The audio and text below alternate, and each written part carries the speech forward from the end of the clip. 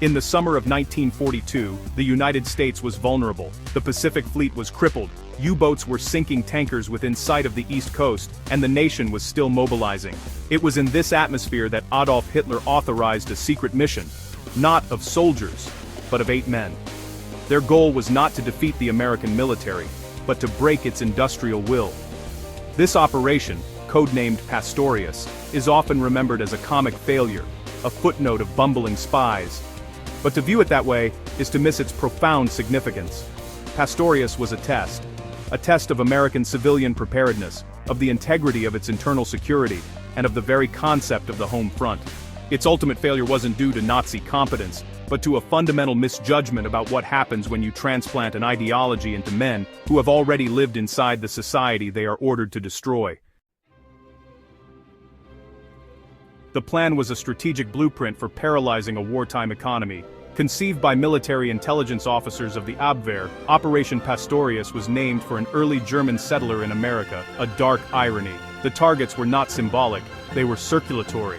The mission aimed to sever the electrical and aluminum production feeding the Allied arsenal.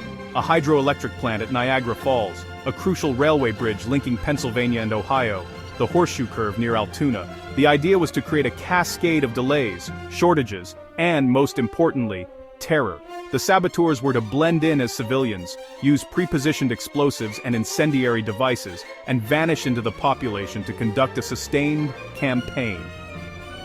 This wasn't a suicide mission. It was intended as the opening salvo of a clandestine war on the American mainland, designed to force a diversion of massive security resources inward.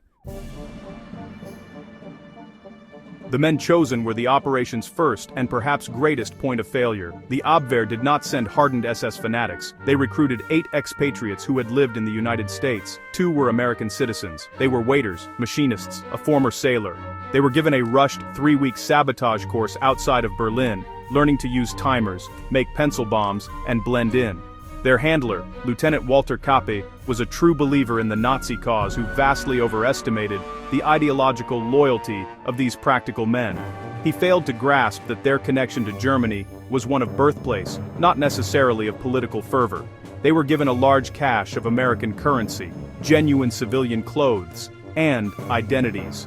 But they were not given a compelling reason to risk their lives for a homeland some had fled. As they boarded the U-202 and U-584 for their separate crossings, the seeds of the mission's dissolution were already sown. The landings were successful, and that success immediately created paralyzing uncertainty. In the early hours of June 13, 1942, U-202 surfaced off Amagansett, Long Island. 4 saboteurs, led by George Dash, rowed ashore in rubber boats. They wore German uniforms, buried their explosives and incendiaries in the sand, and changed into civilian clothes. This is where the plan met reality. A young Coast Guardsman, John Cullen, on a routine beach patrol, encountered them. Dash, in a moment of either panic or latent defiance, bribed Cullen with $260 and told him to forget what he saw. Cullen did not. He reported the incident. The FBI was notified, but skepticism was high. It sounded outlandish. Crucially, the buried cache was found. The hunters now knew the prey was real and had their equipment. 4 days later, the second team landed flawlessly near Ponte Vedra, Florida. They were now inside the country with funds and targets, but the security breach on Long Island had made the environment hostile. The collapse came from within, driven by rational calculation and fear. George Dash, the team leader, was a complex figure. He was not a committed Nazi, but a man caught between identities. He later claimed he always intended to betray the mission. Whether that's true or a post-war construction, his actions were those of a man seeking an exit. In Washington, D.C., he checked into a hotel and called the FBI. Not once, but twice, before they finally took him seriously. He turned in his fellow saboteurs and the entire plan. The FBI, now fully mobilized, moved with efficiency. Within 2 weeks, all 8 men were in custody. The public narrative became one of brilliant FBI detective work, but the core truth was that the operation imploded from agent dysfunction. The other saboteurs had made little progress, spending money in New York, contacting relatives, paralyzed by indecision. The mission required autonomous, motivated operatives. It had instead created 8 anxious men trapped in a scheme they did not fully believe in.